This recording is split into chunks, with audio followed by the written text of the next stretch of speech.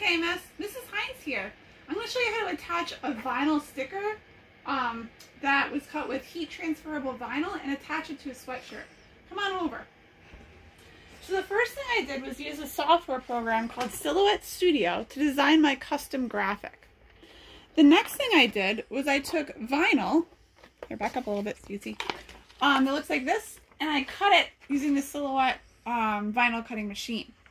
So now I have a plain iron, my graphic, and a sweatshirt to put it on. So, here we go. I'm going to take our iron, move it out of the way, and we're going to put our sweatshirt on this pad right here. That way my surface will not get any heat problems with it. I'm going to iron my shirt real quick. So what I'm doing is I'm just adding some heat to it to get out any of the wrinkles. Because my vinyl, once it's on, it's permanent, so we want it to stick right in the center. So I'm just going to put this down for a second. My vinyl I want in the center of my shirt. So I'm going to just eyeball this one, but I want it right about there. So I'm going to take my graphic, I'm going to put it on my shirt. Exactly where I want it. So this is exactly where I want this graphic to go. And then the next step is just to heat it with an iron. You're trying to get the even heat over the whole surface area.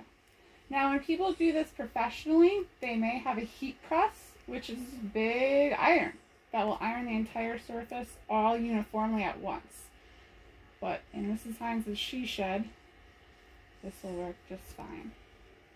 So I'm not spending too much time on one area because I don't want to burn the vinyl. I have melted the vinyl before by leaving it on too long.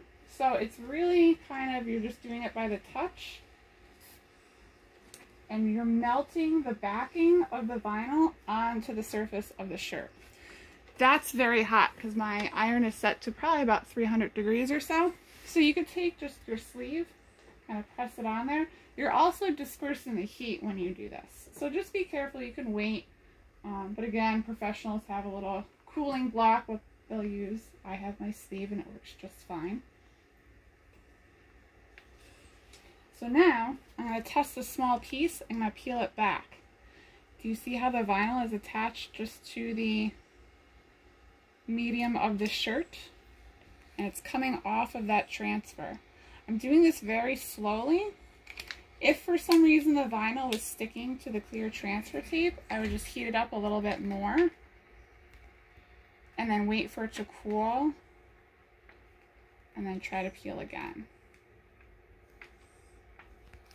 I'm doing this very slowly so then all of my vinyl is sticking just where I want it to. So I'm just peeling this back.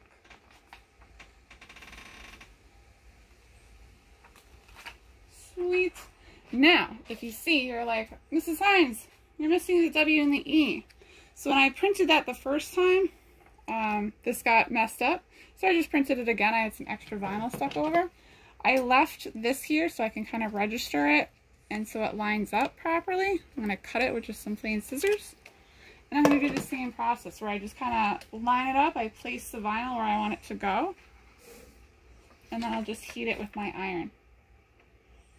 So now I'm only pressing on the vinyl that has the transfer material in between because I don't want to burn the vinyl.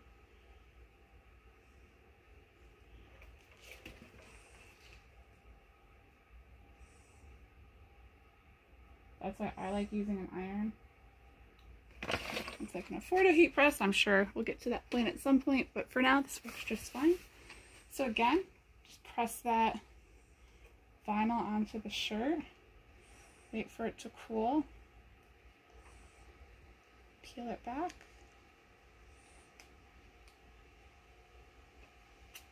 ta-da! So now you can see I have a custom graphic on my sweatshirt and no one else has one just like this because I made it on the computer. Thought you'd enjoy. Alright, thanks KMS.